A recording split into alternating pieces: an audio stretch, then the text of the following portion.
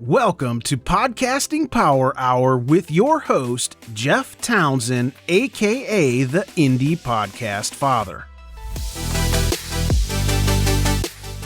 I'm your co-host, Greg, from Indie Drop-In Network. Podcasting Power Hour is recorded live every Monday at 9 p.m. Eastern Time on Twitter Spaces. Every week, an experienced panel of podcasters and other experts will tackle your podcasting questions. We will, of course, put links to all of our guests and any relevant information in the show notes. All right, let's get this party started. All right, welcome to Podcasting Power Hour. I'm your host, Jeff Townsend. We're going to have a fun night ahead of us this evening. As always, joining me, my first officer, the Monday Night Messiah, Indie Drop-Ins, Greg. Hello, everybody. Fuzz just wrote down that catchphrase, just so you know, Jeff, and he's composing an email to Blue Chew as we speak. Good. Make some money. And we'll have a Greg Monday Night Messiah special pill, too, while we're at it. You'll need it after this. Greg introduced him. He is the future governor of Wisconsin. It's Fuzz Martin. How you doing, Fuzz? I'm good. No, thank you. But yes, hi, I'm Fuzz. I own an advertising agency, used to be in broadcasting, do some podcast stuff. Thanks for having me on. Little known fact, he coined the Grey Poupon slogan. Yeah, that was me. Yeah, that was me back when I was 3. I had a knack for talent. Well, you had a Rolls Royce just sitting around. You said, why not? Yeah. What are we going to do with this Corniche? Next, the very unorthodox podcaster from the Mallard Report, the long-standing Mallard Report, Jim Mallard. I'd like to thank the kind gentleman from Indiana and Wisconsin for being here tonight. I'll yield back the balance of my time. All right. A little too much C-SPAN today, sorry. Let's get to the next guy. This guy is the most hated man in podcasting. It's Massachusetts' own Tanner Campbell. Why do you think I'm from Massachusetts? I'm not from Massachusetts. I said Massachusetts. Massachusetts. You think I'm from fucking Winchester or something? The main man. Yeah, there we go. You guys might have to start calling me the podcasting's most paywalled guy because I've just gone full paywall and all my podcast stuff. Listen, I said we didn't want to talk about this, by the way, but good for you, man. Thanks, dude. Couldn't do you it can anymore. make a few $100s a month now off your podcast. Finally, getting all the hate was just, it wound up being too much for me. Anyways, you are the fallen angel of the podcast space, and thank you for joining us. Thanks, man. Thanks for having me. Hall of Famer Dave Jackson joins us from the School of Podcasting. He's been podcasting since, 2005? Dave, thanks for joining us, man. Yeah, always fun to hang out with you guys on Monday, and had fun with Tanner at Podcast Movement, and glad to be here. You guys have to be tired from all the kissing hands and shaking babies that went on there, I'm sure. I don't know if you were alive in the 90s, but you never shake a baby. That explains your actions, Tanner, I think. All right. Dave Jackson got one picture with Tanner, and he wrote a blog about it. Okay, so tonight's guest, he is widely known as the first true crime podcaster. It's Aaron from Generation Y. Thanks for joining us, Aaron. Well, I don't know if I was the first, but yeah, thank you for inviting me. Well, I don't say that lightly. You really widely are known in this industry as being the first true crime podcaster. So, I mean, I think that's awesome. Yeah. You don't have to be first. You just have to stick around so no one remembers anyone else. Exactly. So yeah, this 10 years now. And I recognize some of you guys that are on here with me. Good. Been around here a long time too, some of you. This is by no means an interview, but we'll give you a minute just to explain how you got into podcasting and what you and Justin have been doing for over a decade now. What got us in? Well, I think I was a longtime podcast fan, and Justin just contacted me one day and said, I need to tell people about our justice system. I said, so you're asking if you want to start a podcast? And he said, sure. That's how it began. Wow, you summed that up quickly. Well, over 10 years, you get good at summing it up. How many episodes have you had? Oh, well, we're on 483 or something. And you're not like doing the true crime garage way where you're like divided it up in 2 episodes a week either, are you? No, it's I think we've had 3 different topics that took 2 episodes, but other than that, they've all been single episodes. Well, I mean, that tracks. You're saying you're about to come up on 500. You've been doing it for about 10 years. That makes it sound like you guys haven't taken any breaks. Is that true? Yeah, I'd say the first I don't know if it was 6 to 8 months, we were just doing every other week. And then we started doing every week, and we rarely take a week off. Wow. So I'll go ahead and kick it off with the first question, then we'll go to Greg. But what was the space like back then, especially Aaron, in regards to true crime and that kind of content being created? Well, to give you an idea, in 2022, if you tell someone you have a true crime podcast, they go, "Of course you do." In 2013, if you said you had one, people would say, "Are you ex-police officer? Did you used to be an attorney?" Yeah. That's just a little context for you. You said no, but I have a lot of like plastic wrap, zip ties, and duct tape. Have any more questions? Jesus Christ. So I guess it's my turn to ask the next question. You can see we're super professional about this. It's been 10 years of podcasting. Tanner, mute your mic, Tanner Campbell. Fuck. I know, Jesus, quit rubbing it on your armpits or doing whatever you're doing. Is my mic on right now? Yes. It should. You have to mute it on the phone. It does not work just for the Vocaster. I found that out the hard way in Pixie Space. Oh, dude, you have to mute it on the phone. All right. He's the only one in here that's an expert, by the way. Shit. Anyway, so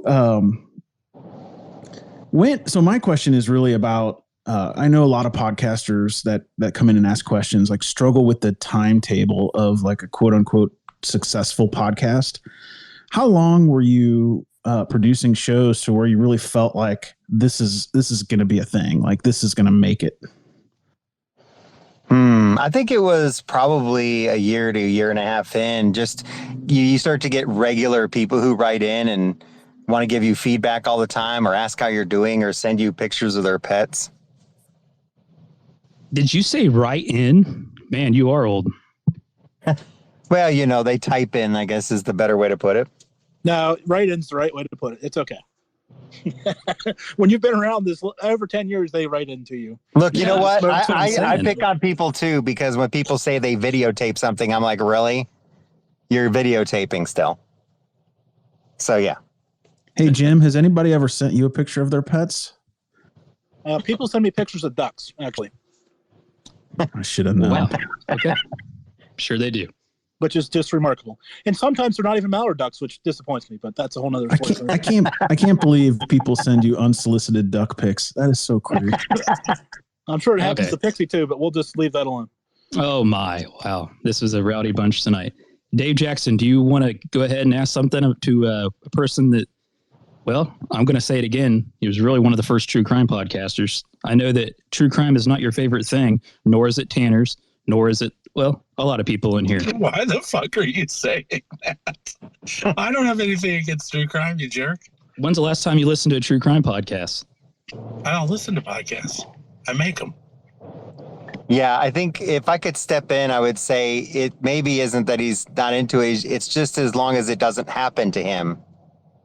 Yeah, I might be the subject of one day. Who knows? He's going to be at this rate. My God. You're definitely on track, man. I guess that would be my question. Being the first, years before whatever Serial and all that stuff. I mean, what makes you throw up in your mouth a little bit now? Like, what's the characteristic of a bad true crime show? Well, I don't know that there's a bad one, but the thing I guess that would get to me would be a show that they just come up and it's never really about the topic that they're supposed to discuss, right? And it's either that or they never get to the point. Like they might spend the first 25 minutes talking about their pets or whatever else. But you know, again, it's just a personal choice there on like how you approach things. Yeah, that's for any kind of podcast, man. When you spend 25 minutes talking about your cat, I'm out. Can't take it. Unless it's a cat podcast. Yeah, that's the cat podcast. I haven't tried one yet. Maybe I need to start one. I've got 3 cats, plus an outdoor cat now. I have a question for you. So I'm thinking back to when I'm podcasting 10 years ago. Sure, there's Google and all that, but the search engine power was not quite as powerful as it is today, and the resources when you got into it. Talk to us about some things that you did that were unorthodox. I know you talked about really utilizing Facebook with me before, but you know, seems like only 10 years ago, but things were different then. Oh, they were different, but I can't think of anything that would be unethical. I mean, it's not like we ran clandestine operations, you know, breaking into courthouses or anything at night. Well, not unethical, but just how did you do it before that? When you didn't have access to the information, like, did you have to do more interviews? Did you have to go to location? Like, how has it changed your research? Yeah, fair point. There were more interviews for sure, because there were topics we'd want to cover, and we just couldn't get the sources that we needed. But we could find someone who did have those sources, and they would be all too happy to come on. What did your technology and gear look like then versus now? Oh, wow. Well, so, and I'm sure, Dave, you know a lot about this, but back in the early days when I started searching for equipment, you had to go find these podcasting websites, but they didn't really break it down to your space. You know, like I know now, like I don't have a studio per se right at the moment, so I need a dynamic mic. But like when you go up and look up reviews on things, they'll tell you how good the mic is, but they don't exactly tell you what kind of space you need to be in to utilize that mic to its fullest. And so we were using microphones like condenser mics in rooms that weren't struggle for a few years there, where we were trying to sort out what kind of equipment to use. Yeah, that's I had somebody join my membership site, and he had a mixer and a bunch of other stuff, and I was like, oh my God, mix minus. I haven't had to teach somebody how to do mix minus in years. Yep, back in the days of Skype, you had to know mix minus, that's for sure. Go ahead, Tanner. So I got a few questions, man, because I'm looking at your website. I've not heard your show, and I hope that you don't take offense to that. I don't listen to a lot of podcasts. First of all, I want to know which one of these two handsome characters you are. Are you the guy with the beard or the guy with no beard? I am bald. I'm fully shaved there. So no beard, no hair. Guy with no beard. Okay. Oh, I'll come out in a minute. Thanks, babe.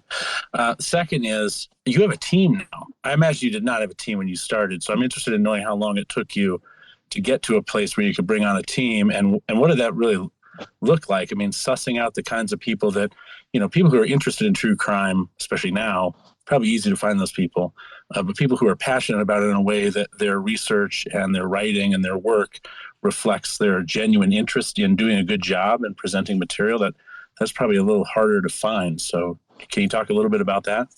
Yeah, I think it all started really with, there's a woman named Lindsay. You see her on the About Us page. She lives in England, and she was our blogger. She had actually written in and said, hey, I blog all the time. I'd love to blog for you. And I went out and checked out her blog, and it was really good. So we invited her to blog for us. And she also does research now and again. And then after that, Haley contacted us, and she said that she's a professional assistant, so she could help out in various ways. So that's kind of how the team was born, and we've added a couple people since then. When you, obviously you started before Wondery was around, how did you get connected onto Wondery, and what was the decision-making process to join that like? Well, I'll tell you what, that's a good position to be in, to have companies contacting you saying, we want you to join our network. And so when it came down to Wondery, it was kind of familiarity with a person or two there, and having known them in the past. And of course, I can personally say that having met a lot of the people that work at Wondery and have gotten to know them over the years, just really like the way they communicate and like their genuineness.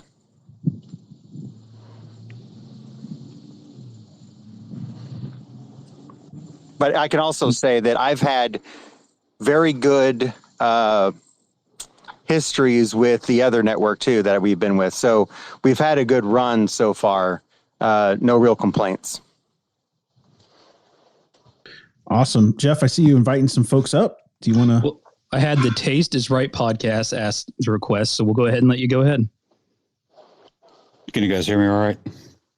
Yeah, you sound good. Yep. Okay. So we literally just started out not too long ago. I just built a studio and everything else. What is your guys's just to push the content? I know Facebook, I know all social media, but I'm just trying to figure out how to get out a further reach. Yeah, so there are different approaches. One, I would say if you happen to have a social media that you seem to excel in, maybe you're better with TikTok or Instagram, really push on that. Make that your go-to one that you're always putting content out on. And then as for getting people to know you, I would partner up with other shows that maybe are just a little above you. Right. And you can get in with other audiences that way and start to build. And then there are also Facebook groups.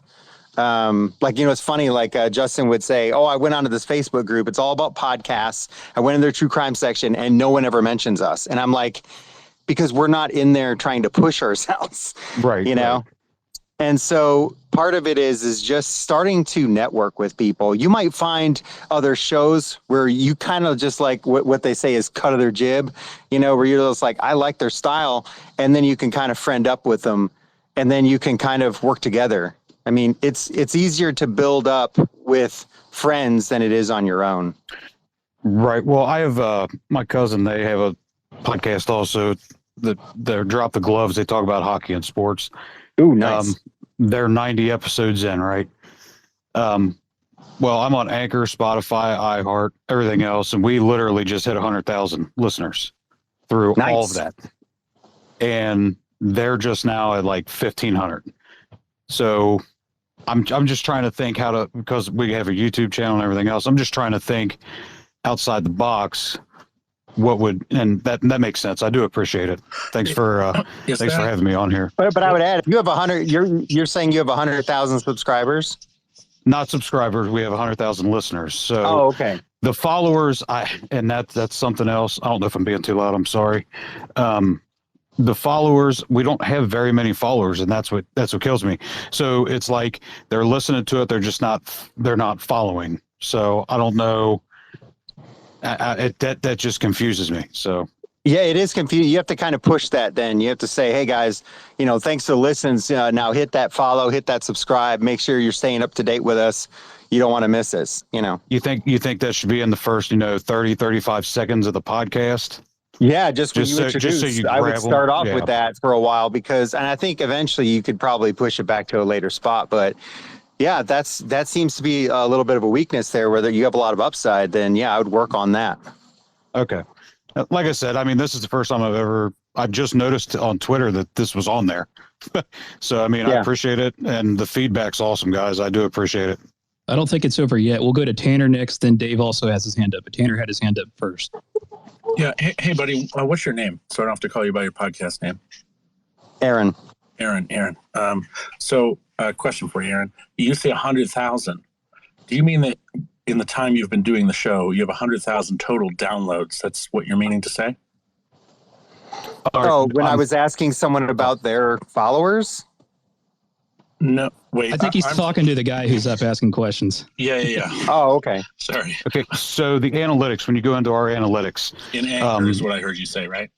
In Anchor and Spotify. Yeah, because that's where my RSS feed comes from, is Anchor. Mm-hmm. In Anchor, we don't get listened to at all. It's absolutely, it's kind of embarrassing. A lot of it is coming from Facebook, Google Podcast, and Apple Podcast. That's our three main. And just by everywhere else on there, I just don't understand. But yes, we have 100,000 listeners. from Singapore. We had some that overseas and everything else. Okay. How much money do you have to budget for marketing? You must have something, right? I have not spent $1 on it. To be honest with you. What could you spend on it? Could you do like $100 a month, $200 a month? What could you do? If I was looking, it would probably be around about $250 mark. Okay. And the category, you guys remind me, and I'm sorry for not knowing this off the cuff. What category is true crime in? Does it have its own category? I'm not true. Yeah, you're not true crime. I'm not true crime. No, we talk about beer, bourbon, food, and bullshit. So what category are you in? Right now, it's just under entertainment. So beer, burger, and bullshit. I already told you that's the category. Yeah, that's the name of the category, you idiot. So have you considered in-app ads? I mean, Overcast, Podcast Addict, some of these ones that have lower price points for entry, maybe even the Fountain app. To be honest with you, sir, I've never even heard of that. Okay. Like I said, we're on our 20th episode, and it just kind of blew up from there. Yes, if you've got 100,000 listeners, I'm not exactly completely clear on that because 100,000 listeners sounds incredible for a podcast that's only got 20 episodes. But if that's what you've got, that's amazing. I would say that if most of your listenership is coming from Apple Podcasts, and you said Google Podcasts, which kind of blows my mind, and Facebook being your top three, I'm wondering if there is a pretty significantly untapped market and all these other apps that are pretty well used. I mean, Overcast is a very popular iOS-based podcatcher, as is Podcast Addict, and there are a slew, but those two in particular allow you to run display ads within the actual player. And it's been really great for me to grow a couple of my shows. I'm usually paying something like, $1.90 per new subscriber, which is, you have to have a reason to make it worth it to you. There has to be maybe some kind of business wrapped around what you're doing to justify that cost per acquisition. But I think you should look at that. Seems like a good way for you to break into some markets that you apparently are not getting listenership in and should be. Okay. Here comes the very blunt Dave Jackson. Go ahead. I'm sitting here trying to find your podcast. So that might be one of the reasons why you're not getting subscribers. I would buy a domain, use whatever you want to make a website. If you're using the Anchor website, they're always going to send people back to Anchor. But Podpage, whatever you want to use to make a website, and then on your website, make it easy to subscribe. Apple search has gotten better. I used to really dog on them about their search, but they've improved that. But you want to have that central hub be your website, because eventually you're going to want people to do stuff. You're going to probably want them to buy something that you're pimping or something like that. And if you haven't got it in their head that, you just go to, thetasteisright.com or something like that, that would be one reason maybe that, you're not getting followers. Plus, you got to ask. I usually ask at the end, but if you want to ask at the beginning, you can. I just haven't given them a reason to subscribe yet. So it sounds like you're in the biggest, kind of directories. You got Apple, Spotify, Google. I'd throw in Amazon. There are a bunch of other like baby directories that if you get bored, you can, Ghana, JioSaavn, iHeart, Odyssey, things like that don't take up a huge percentage, but it takes you all of 10 minutes to submit your show. But we're on iHeart also. Okay, that's cool. Yeah, and Amazon, they actually reached out to us today, and I literally just set it up on Amazon today. Yeah, because you can claim your show in Amazon and get a few more stats, just like Spotify with the starts and things like that. But yeah, I found your The Taste is Right podcast Anchor site, and it just says listen on Spotify. That's it. That's my only option. Because of course it's Anchor. And that's what kills me about Anchor is I can't find it anywhere. So I have to literally get on, share it to where anybody can find it. Because if you just search it, you can't find it. I couldn't find it myself.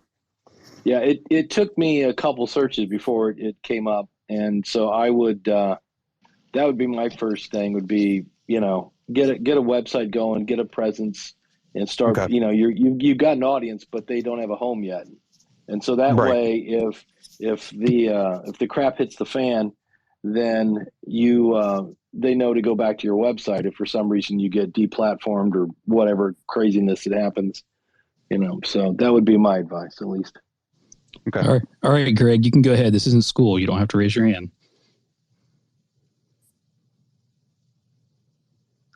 Unmute, Greg. Unmute. I am unmuting. I'm unmuting. It's a process.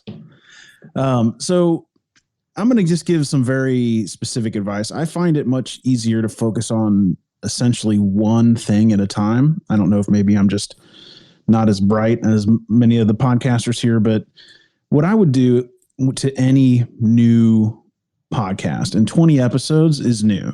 So what I would focus on is exactly what Aaron said. You want to find shows in your niche that talk about food, beverages, that type of thing, not hockey, not, whatever else, but you want to make some friends in your space. And that's going to pay dividends down the road like you won't even believe.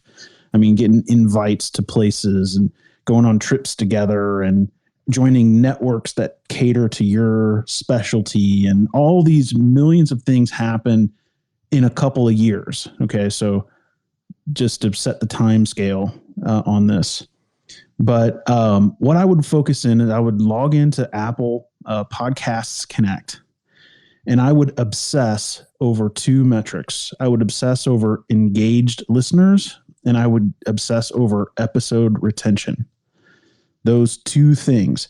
I wouldn't look in Anchor. I wouldn't look at your downloads. I wouldn't give two shits about Facebook. I wouldn't care about any of that stuff.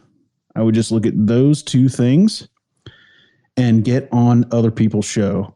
Figure out how you can help them, write them a blog, do a Twitter space with them, get on their show, hand out merch at one of their live shows if you're big like Aaron, like anything you can do to help them will help you 2 years from today like you wouldn't believe. That's what I would do. And I'll second the Twitter Spaces idea. I mean, I'll tell you that since I've been doing this with Greg and Jeff, I think I get a new client for almost every other Twitter space I'm in. Now, maybe you don't need clients, but I'll bet you if you have a Twitter space that's once a week, like what we do, what these guys put on, I'll bet you that you're servicing that community. Sorry, that might be bad wording. You're serving that community, and they're getting to know you through that service, and they're getting to trust you a little bit. And of course, your podcast is going to come up if you have these little kind of community talks where, what is the main subject of your show? Do you review bourbon and beer? Or is it just kind of like a dude sitting in the basement, shooting the shit? Basically what we do is we'll pick a bourbon for the week. We'll go over it. We'll review it, whether it tastes good or tastes like shit. We'll have 3 different beers, and then we go to food. Oh, man, I love to see like a Twitter space that's like, what is your co-host name? Co-host, plural, I guess. I usually have 3, but we got 2. It's just me and Eugene. My name's Ty. So like, I don't know, Eugene's pick could be on Wednesdays, and you guys could have a Twitter space where you just review a whiskey and talk about nose and talk about mouthfeel and talk about the history of the people would show up for that. They would love that. Okay.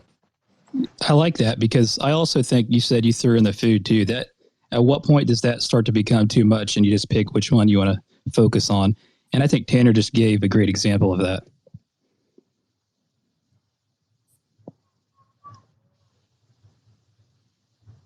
Friday night pairings. You could do like, you're going to go on a date, tonight, you're going to go out with your boys tonight, whatever it is, try this whiskey and go to a place that serves lamb or, whatever goes really well with that whiskey. That could turn into a thing all on its own. Isn't that what you and Dave Jackson were doing last week?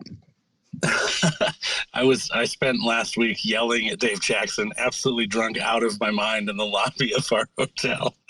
Oh my God. but it was friendly yelling. It was fun. Everybody seemed to enjoy it. Anybody have any? We have another person that I'm sorry, Rome, you requested way earlier and I skipped over you. We'll let you finish up though. Sorry, I didn't mean to cut you off.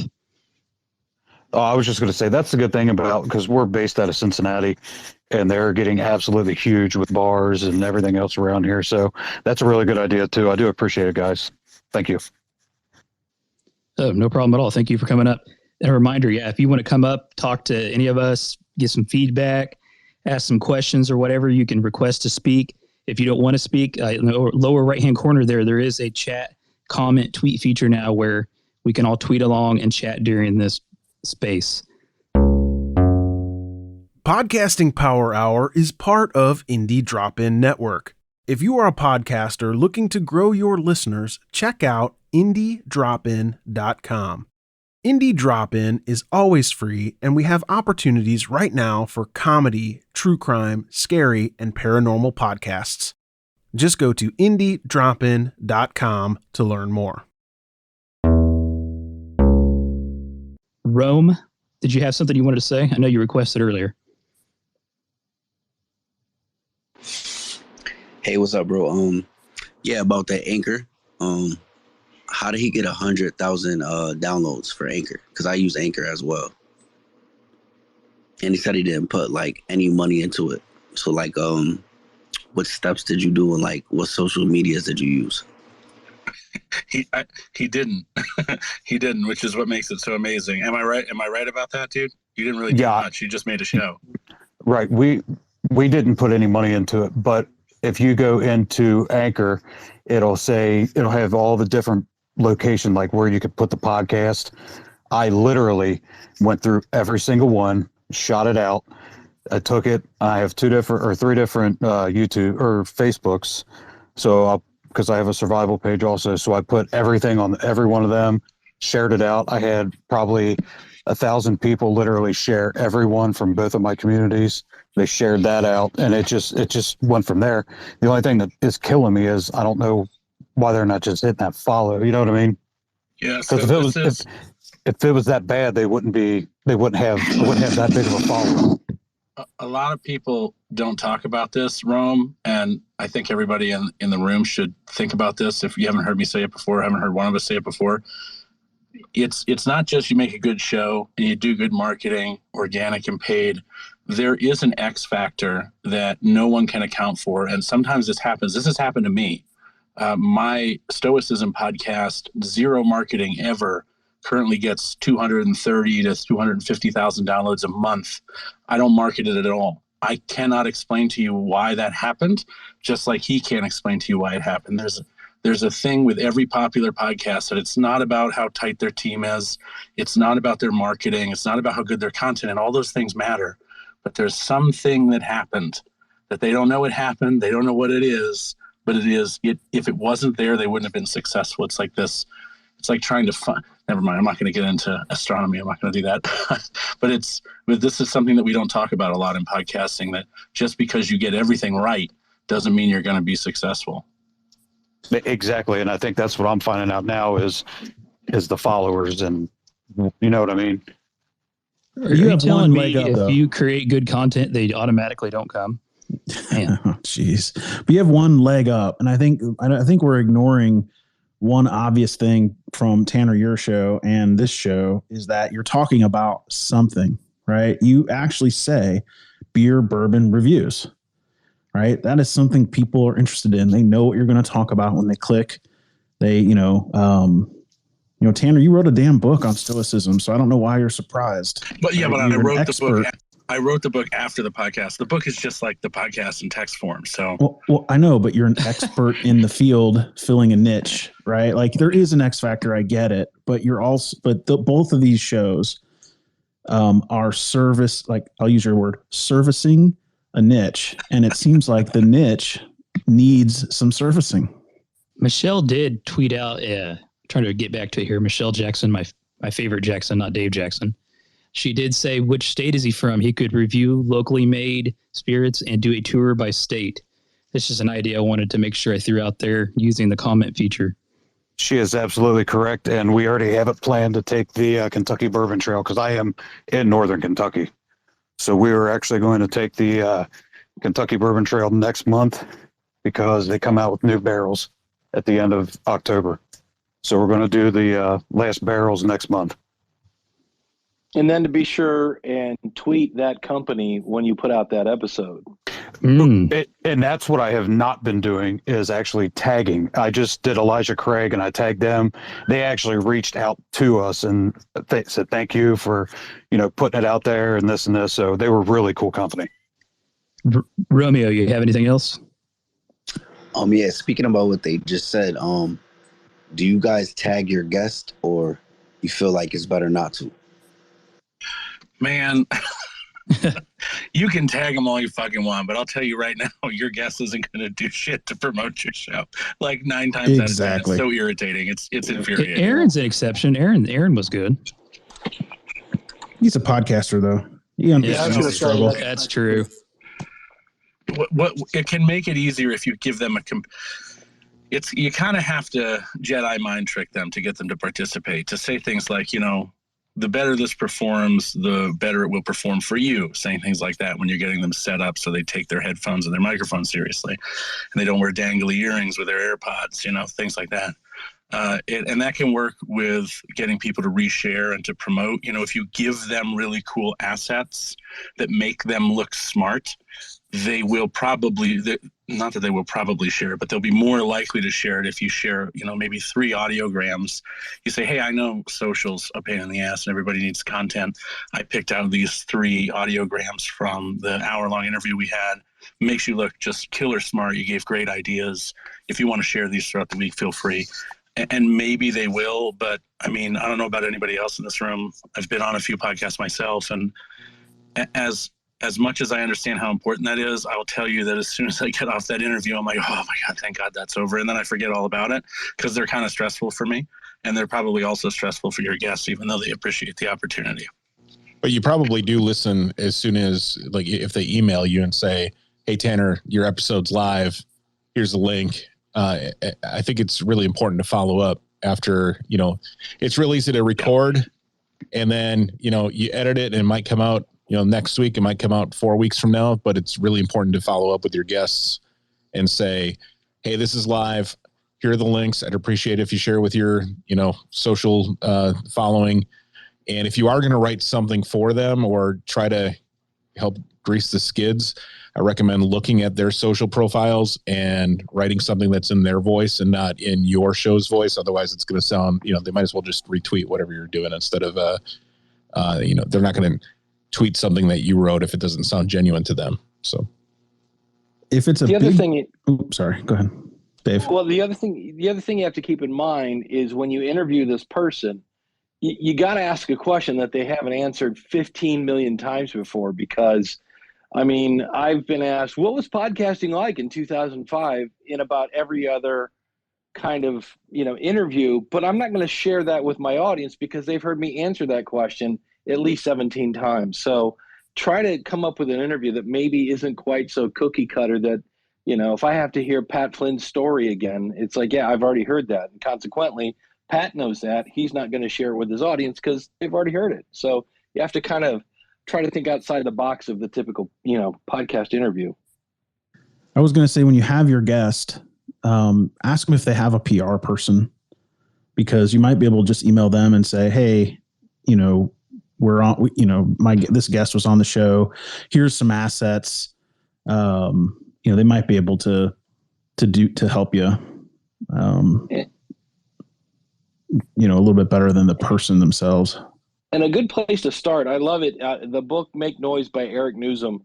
He says, whoever your guest is, stop and think, okay, what question can only this person answer? Because you got to take advantage of the guest while they're there. Yeah, and also, what can they answer, and also what would they love you to ask them, because they like to not have to bring it up themselves, especially if they're selling something or they're trying to promote something. If you can ask them a question that is them authentically answering it, and then they can use that as a way to kind of sneakily promote something by making it look just like they're sharing part of an interview from a podcast, they're more likely to share that too. Thank you. That's all good advice. So I have a quick question for Aaron. Did your podcast have this X factor, or was it just a grind to the, kind of to where it's at? I would say there's an X factor. And as far as the audience goes, they've told us that it's the interaction between Justin and I. A lot of times it's subtle, but it's there. And I think part of that has to do with because we've known each other so long. We've known each other since early 1993. Yeah, it's like that my brother and me show. Like they talk about nothing, but it's so damn good. Yeah, it helps to have the chemistry. And I think one of the things that stands out to me, and this is just from my point of view, but it's funny. Justin will say something that's hilarious, and I'll just have a dead response to it, and I guess it just kills the listeners. But it's not really a comedy show, but little things happen here or there. Did you and your listeners develop this like inside jokes? Like, do you have any inside jokes that have been created from your show? No, but it's funny. I've included like little jokes here and there over time, and literally no one, I think, has ever picked up on them. But to give you an example, I'm a huge fan of The Big Lebowski, the movie, right?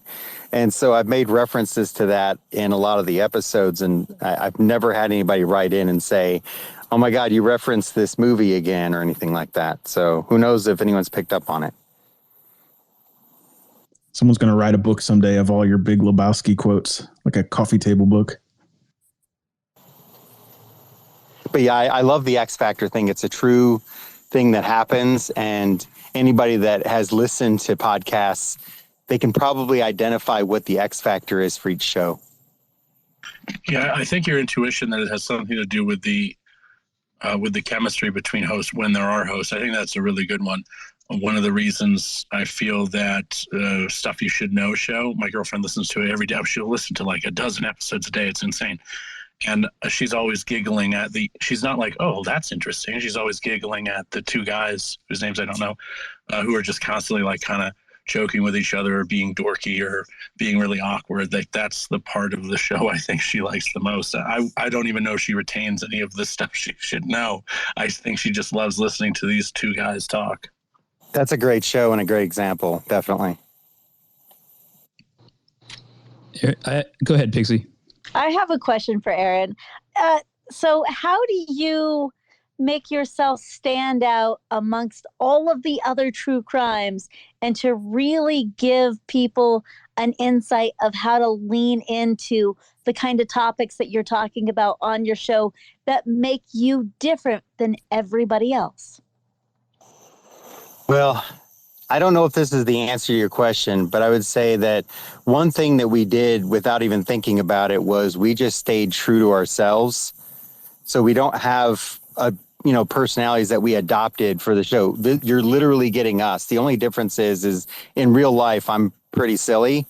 And when I start talking about real cases, real people, I get pretty serious. Yeah. Earlier you talked about collaborating with other podcasters. That was discussed. And I know that you've done a lot of stuff with a lot of different people.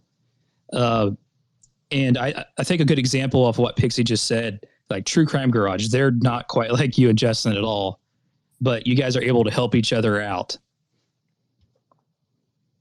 Yeah, and it's building that rapport or building the friendships with other podcasts, especially ones that you just mesh up well with, and so I got to know them pretty much by going to CrimeCon, and I can't tell you how many nights I've stayed up really late, up to like 5 a.m. with the captain, just sharing drinks and telling stories and stuff. It's interesting you bring that up because this is on the podcast movement just happened, right? But in your genre, where you're doing, CrimeCon is a really huge thing for networking in the true crime space and like for fans. Like podcast movement is podcasters, people working in the industry, but you have that setting where there's a crazy amount of fans and then people also in your space doing true crime podcasts.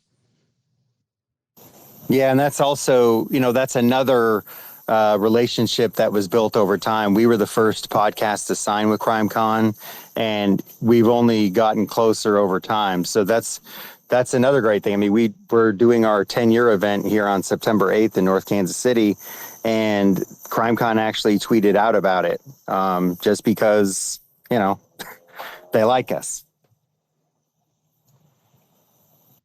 Yeah, I don't think there's any substitute for participating in the community where you're trying to, create a podcast. I mean, the podcasters, but just like you said, the conventions and, the companies, and we're talking about, whiskey and spirits and beer and things like that.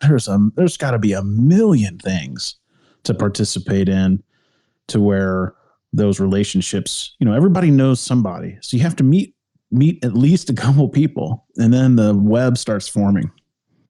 Yeah, and I'd say that another example is, and I'm not big on YouTube, but there are definitely YouTubers who are really big now who just started off as a guest here and there on another show.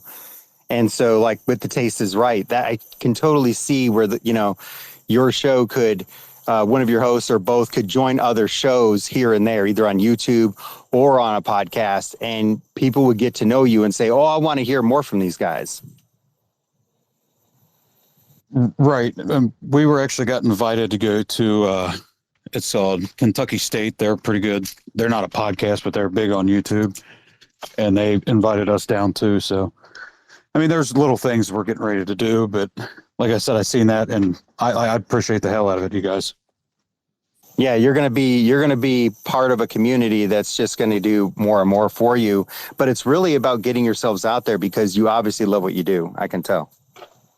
Oh, this is probably, I've known the guy that's on here with me.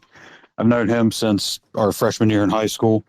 The other guy is my cousin, and then my brother is getting ready to have a baby, so he can't be on it right now. But yeah, we love it. We absolutely love it. Tanner, you have anything? No, I think I said it. For Aaron, I think we're done with this, but. Oh, questions for Aaron. Yeah.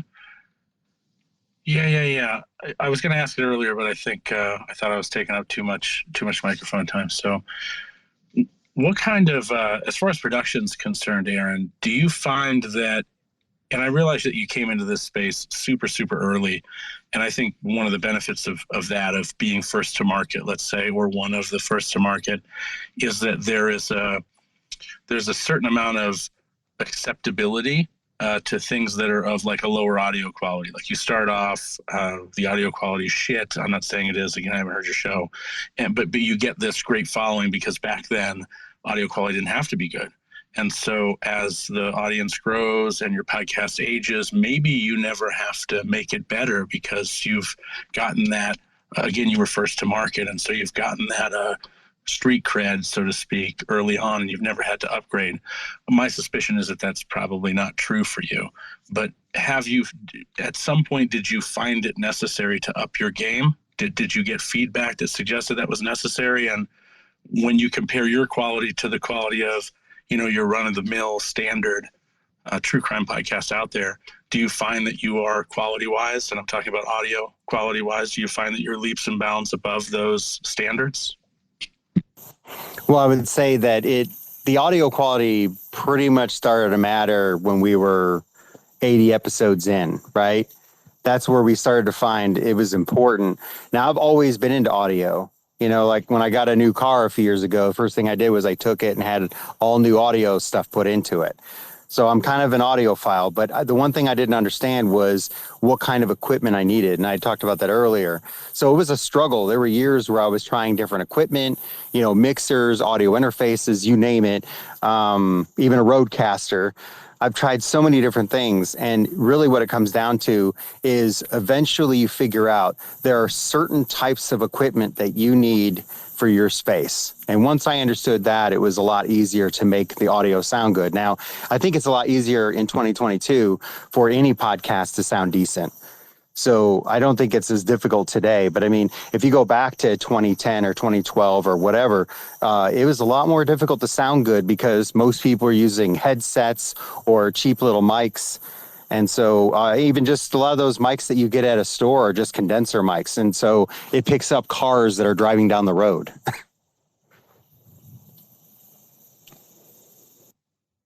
Yeah, right outside your window, 40 feet away, those condenser mics still seem to get everything. And everybody's got them cranked up to 75% gain too. Yeah, thanks for the answer, man. I appreciate that. But I definitely would say for anybody listening that's working on their show, audio quality is not the number one thing. but I definitely think it's important because at the end of the day, there will be people who will give you feedback and say, you know, I like what I'm hearing, but it's a little difficult to deal with the noise or, you know, the low audio quality. So it's not difficult. And there are definitely resources out there now you can look up, and it'll be very clear on what you need to get if you want to improve your audio quality. And and as you guys know, it doesn't cost a lot of money either. You just have to get the right equipment. Beautiful. Craig or Fuzz, you guys have anything you want to throw in here? I think I'm good here. Yeah, you just have a brand new $1 million studio, Fuzz. Hell, you can't say anything. My wife thinks it costs $1 million. Yeah. Then you took her money away from her on her podcast, just stole it, flipped the rug right from under her. You know what, though? On her blog, which gets a lot of traffic, I just put on AdSense, and she's happy now because I can show her screenshots of the pennies coming in each day. So you should just rig up a noise from Alexa that's like ching every couple minutes and just be like, wow, you're killing it today. I could probably hook that up on Zapier. Yeah. If anybody else wants to, we have just a few minutes left. Want to come up here and ask something, feel free to. In the meantime, Greg, I'll let you segue to anything else. No, I'm doing pretty good. I was excited about this space because you know, as most people know in the audience, I have a true crime show, but my true crime show is just a 100% feed drop show. So you know, like what Wondery does for its internal shows, I do that for indie shows. And you know, it's an interesting space. So maybe I do have one question. Aaron, is your show still growing? Like, do you, I mean, after all these years, do you feel like there's any limit to the true crime listeners? It is growing. It's just weird because, as you know, we went through the pandemic, and by that I mean there were a couple of years there where it kind of messed with everything. It kind of messed with the numbers and everything else. But yeah, it's grown past where we were before that. But I would say it kind of delayed things a bit. But again, I think, and we talked about this earlier a few times, but it's really the networking that helps, as well as promotion. That's important. But I would say networking is number one. You never know when someone is going to do something really nice for you out of the blue. And certainly that's happened for us. So build those relationships up, because not only will it help your show, but it'll make things more pleasant for you. Like, you'll actually look forward to speaking with other people in the space, right? You have those connections and you can't wait to meet up or talk again. So, Aaron, no, okay, I'll let Jim Mallard go ahead. He's a true crime guy too. Sorry, Jim, forgot about you. No, it's okay. Actually, my question's for Tanner, but okay, jump across the bow here. But I've got a question for Tanner. What made you decide to go with the membership site that you went with? Oh, damn it. Oh my gosh. What do you mean with Supercast? Yeah, Supercast. I mean, I've been waiting a whole hour to get into Tanner about this, so no, I've been polite, but I just had to know. You know, I had a hard time making the decision because I didn't know that Supercast had made a change. A lot of my audience is on Spotify. Like for the Stoicism podcast, I'd say of those 230,000 downloads a month, 200 of them come from Spotify. And my concern was, if for anybody who doesn't know how Supercast works, you subscribe to it, you get an email, you get a list of all the potential podcast apps you might use. You click on the link that applies to you, and it just opens it in the podcast player you already use. So it's like a 2-click solution to getting access to a private feed with extra episodes or commercial free or whatever you're doing. I didn't think they did that with Spotify. And I made the jump anyway. And when I went to Podcast Movement, I found out after talking to Jason and the Supercast crew who was there that they actually do have that integration. So if you're somebody who listens to my or any show on Spotify and you subscribe to their Supercast, like their commercial free extra episode feed, whatever it is, you're all familiar with that kind of offering, you can actually load an RSS feed into Spotify, which is not something the app allows you to do usually, and something that Supercast has has worked out with Spotify kind of uniquely. So I think ultimately, even though they didn't have that feature when I made the decision, and I made the decision anyway because I didn't want to fuck about with, my other option was migrate my entire show from Sounder to Anchor, and I sure as hell was not going to do that, and then offer an Anchor subscription, and I just wasn't going to do that. So I went to Supercast because I just thought they were a more mature, more third-party option, and I'm very happy that I don't even have to deal with the issue I thought I was going to have to deal with. It's been going pretty well. Thanks, Tanner. So I've been thinking about some things too, and I just kind of figured you already paved that path. There was no need for me to reinvent the wheel, so I figured I'd dig your mind. Yeah, if you want to chat this week or something, just let me know and we can talk. A true crime question. When you're digging through these things, do you feel like you ever benefit the case by doing it? I guess is the easiest way to put out there what I'm thinking about. That's a great question, Aaron. Like I think we talked about this before. People reaching out to you and thanking you, or vice versa for the coverage of the case. Like people associated with the case? Yes. Well, yeah. Like have victims' family, or police, or and detectives. Do you feel sometimes like it might do damage? Does it cut both ways sometimes? Yeah, you really have to understand the case before you start reaching out, because it's happened in the past where podcasts have reached out to families and it end up backfiring because they'll come to a conclusion at some point that maybe the family doesn't approve of. And because they already got involved, they feel betrayed. So you really kind of have to understand the case before you reach out, because that way hey, I'm already in line, in sync with what they've been saying, so it's going to work out. Sometimes I've reached out and don't hear anything until the case is released, the episode goes out. Then I end up hearing from them, and then I get some thank yous usually. I mean, it's a very rare occasion when I would hear anything negative, so I've been fortunate, but I kind of chalk that up to you really have to know the case first, then you figure out how to proceed. I've got one last question for you, Aaron, before we put a book into this. I want you to kind of explain what Serial, the impact that it had, and where you were at before and what you saw after that went so mainstream. Like just your podcast too, and then the genre of true crime itself. Yeah, it is literally the thing that launched everything. It wasn't us. I mean, we were out there well before, at least 2 years plus before, but there was something about Serial, and, obviously an incredible team behind that.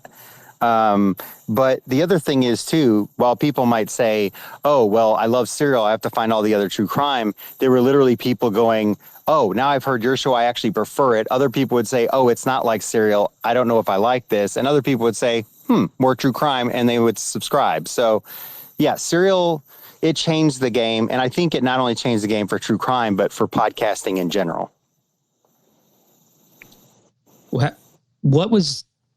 So when Serial came out, like, give us an example of what you saw with your downloads over that period. Did they double?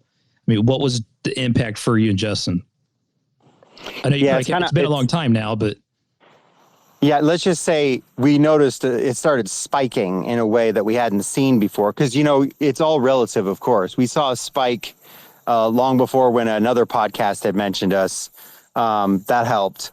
But then once Serial blew up and all that, we definitely started seeing, I guess, what? I think we would have done even better if Apple had been ahead of the game and actually put in a true crime category back when people were asking for it, back in 2015, what have you. But they didn't do it until much, much later. I think it was 2019 or 2020 even. I can't remember, but I think we would have really benefited from that. But of course they didn't, because they would say, oh, there aren't that many. And in 2016, there weren't even 100 true crime podcasts. Now there are probably 1 million. But yeah, back in the day, that would have made things even better, I think. I actually have one more, just because true crime podcasters will listen to this, Aaron. On a closing thought from the space, what would you suggest to them on how to approach the podcast, whether it be, you said earlier, the research, the niche behind it. Can you walk us through some examples of what is so critical, like what would be so critical if you're starting a true crime podcast today? Yeah, this is something that I just talked about with Justin yesterday.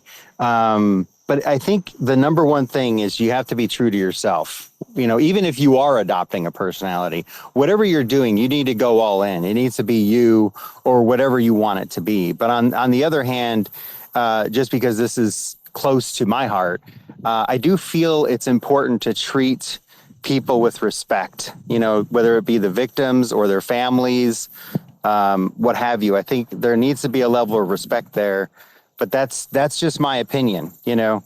But I can tell you, I've never felt better than when a family member writes in and just says, "Thank you so much." It means a lot, because it means that when we promoted this case and got it out there before people's ears, that it might help in some way. Maybe they're getting more support now, you know, and that's what a lot of cases need, because in the past it used to be, well, they've closed it or they've moved on, and now this case isn't getting any traction. We've seen now that the power of the audience is such that law enforcement will reopen cases or start working on them more, because there is that public pressure. So what we do matters.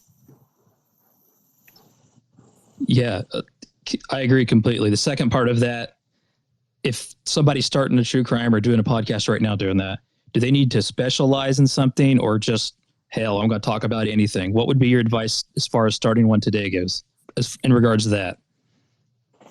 Well, again, there's such a variety out there. I think it's just find what you're comfortable doing, whatever that approach is. I know there are shows that literally focus on one state, or maybe one type of crime, or maybe they're dedicated to just helping families. Like every episode is about a missing person or someone who hasn't gotten justice yet because the police have already moved on.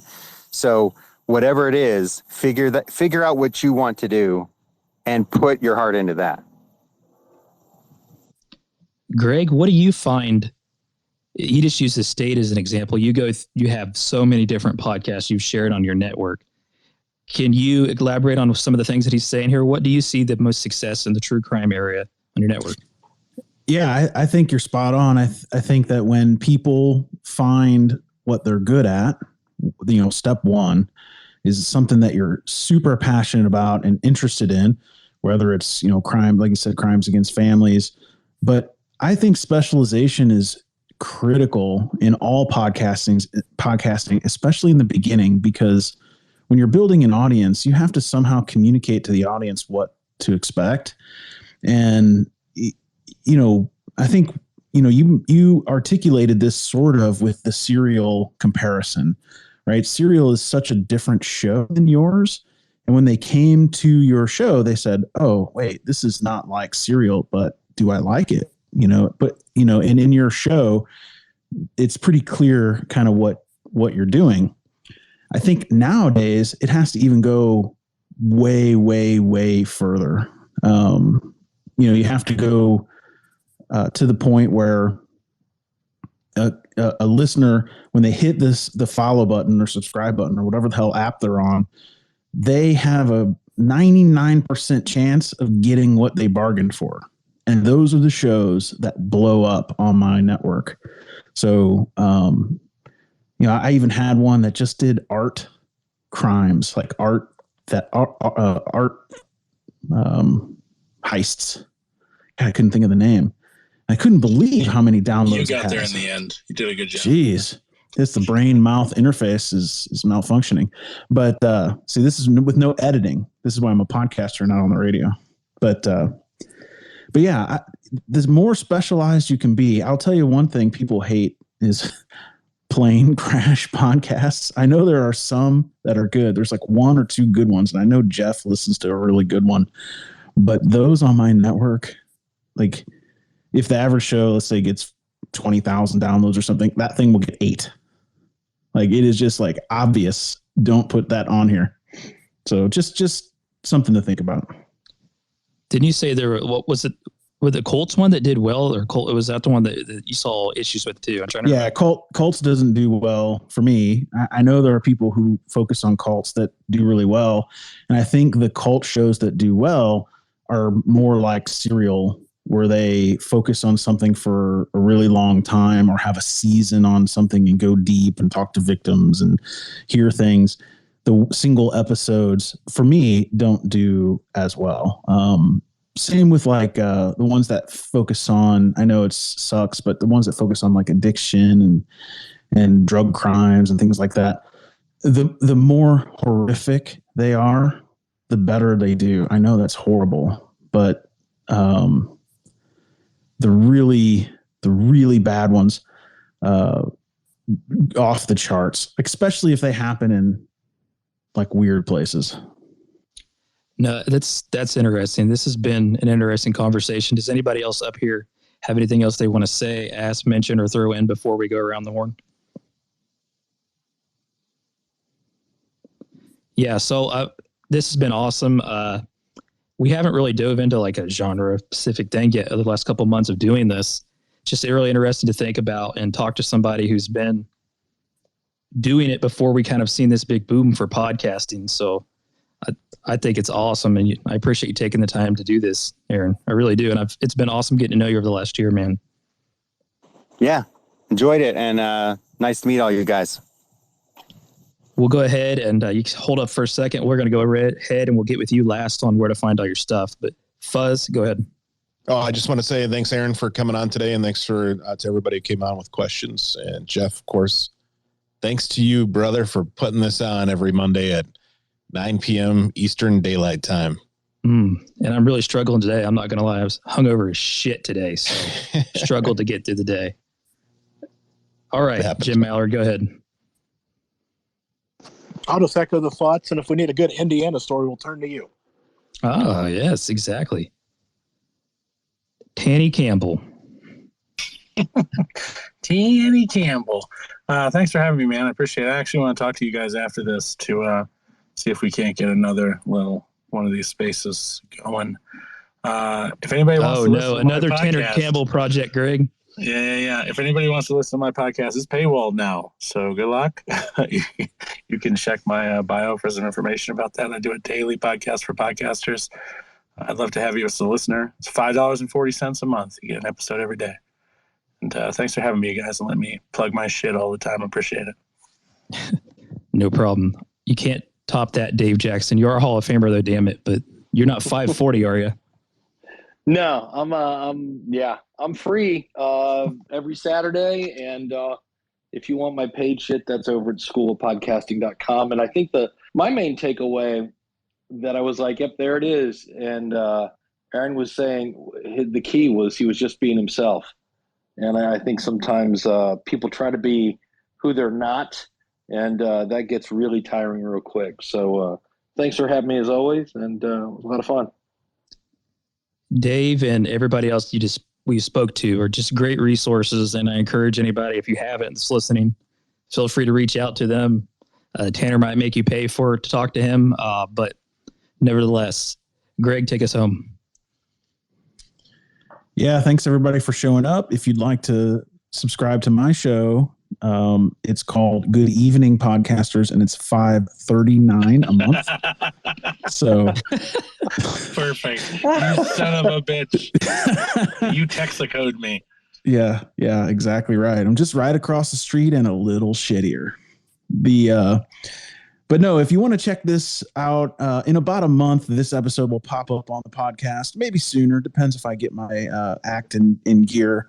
But we would appreciate a little podcast love. So if you subscribe to that show and share it with somebody, and maybe they'll come to this space, and it won't just be me, Jeff, and Tanner, and Jim, and Pixie, just all talking to each other.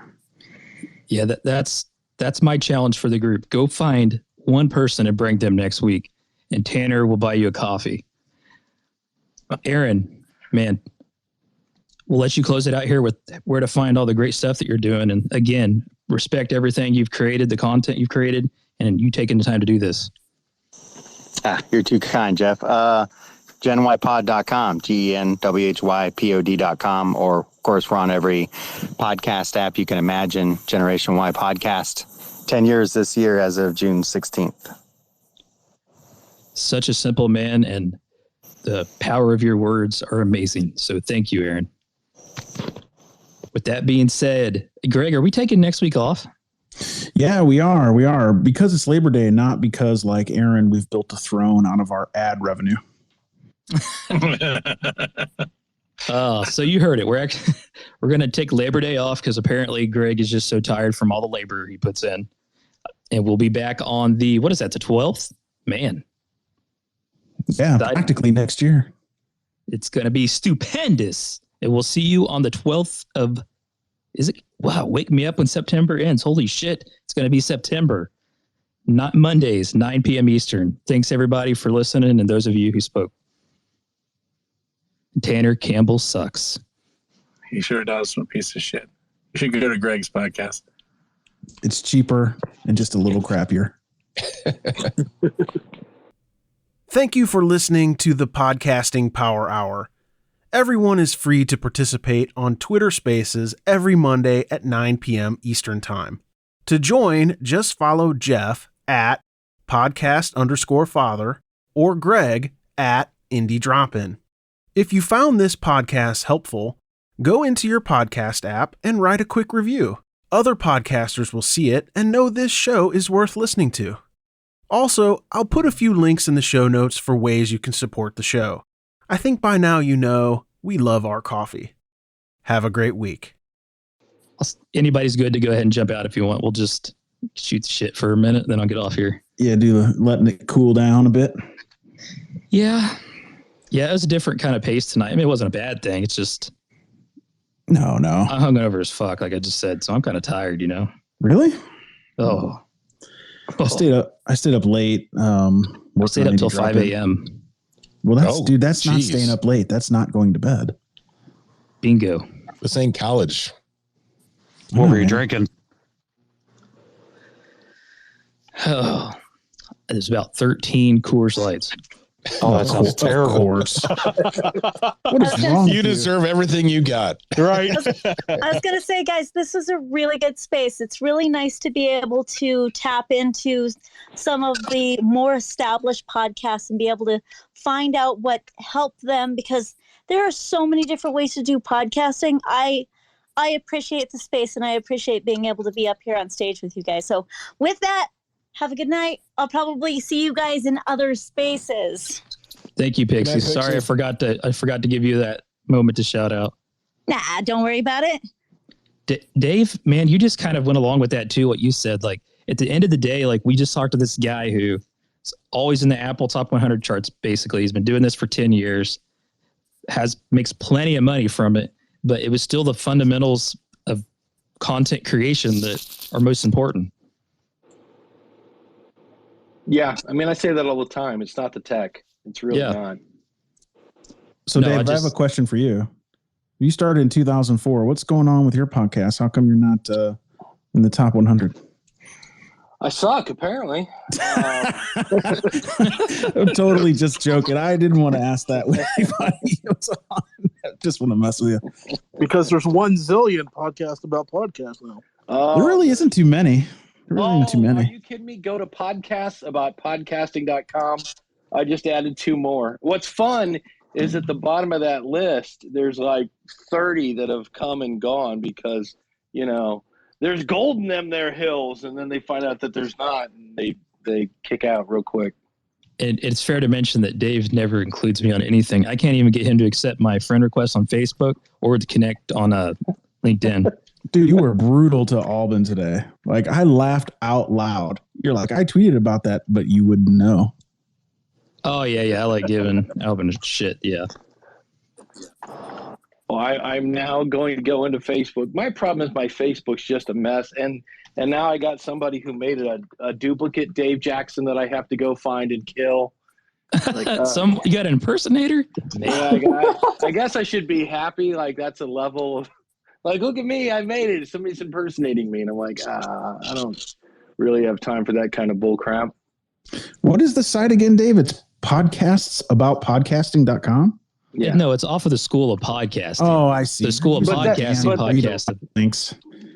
I see. Yeah, podcastsabouttpodcasting.com. It should take you to the School of Podcasting. It's like the never-ending list of podcasts about podcasting. He does have Tanner's in there.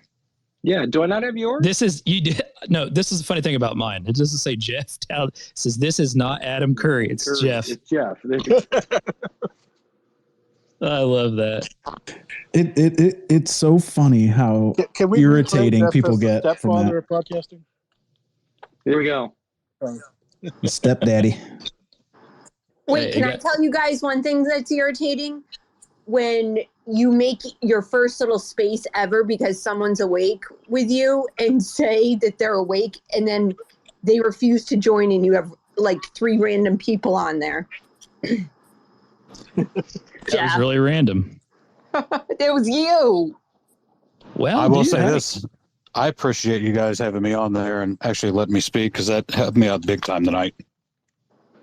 No problem. That's why we're You here. were you were Yeah, asking thanks for good coming on. questions, or else you would have gotten the hook. Believe me. Hey, I don't see your podcast on here, Greg. Yeah, I don't know if you can call it a podcast. Really, you have to like put out episodes to make it podcast. I think. I mean, it has episodes, but like not anything regular. And We just feed drop them in my show. so I'm thinking about. So I'm definitely revitalizing that, but I have 3 shows to launch for Indie Drop In, and I'm just dragging my feet. I'm getting art for one of them though. Greg, Tomorrow. can I ask a quick question? Of course, Who did you have on for the art heist stuff? it was what art cons. Yeah, it was. Hold on a second. It was something. Send her I a have to link to look. that website with that. Yeah, you go to indiedropin.com. You'll see my shows. But let me. What do you listen to podcast on? Are you talking to me? Yeah. I just go on and see if they're on the top of my Twitter feed or Apple. Apple. I Okay. like- Apple. Yeah, but I don't. The Apple podcasts suck are not that good. I don't think. Personally, I don't know. I'm not. I know nothing about this. I use Apple Podcasts. I mean, it's fine for me. Well, no. They're good if you can find, but sometimes they have like, and it's probably like if I were to start a podcast right now, it's just like, I don't know. I just don't like people who think they know everything about everything because I know nothing about nothing. Oh, there's nobody knows everything about everything. It's just about your experience. I mean, you heard Tanner talk about the X Factor. The guy makes a gigantic podcast, doesn't even know why. So, Yeah.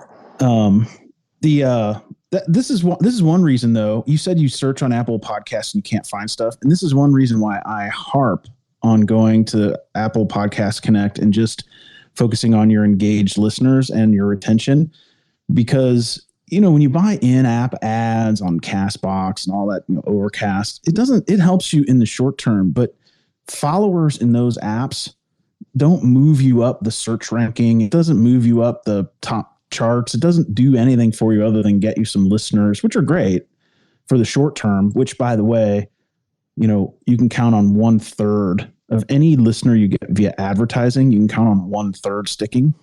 So, but if you can get your shows to move up search results and charts and lists on Apple Podcasts and Spotify, which, depending on who you ask, that pays way more dividends. So being focused on those two, I think will serve everyone better. I don't know what you think, Dave. I know you're unmuted. Maybe you're going to yell at me. No, I actually just forgot to mute.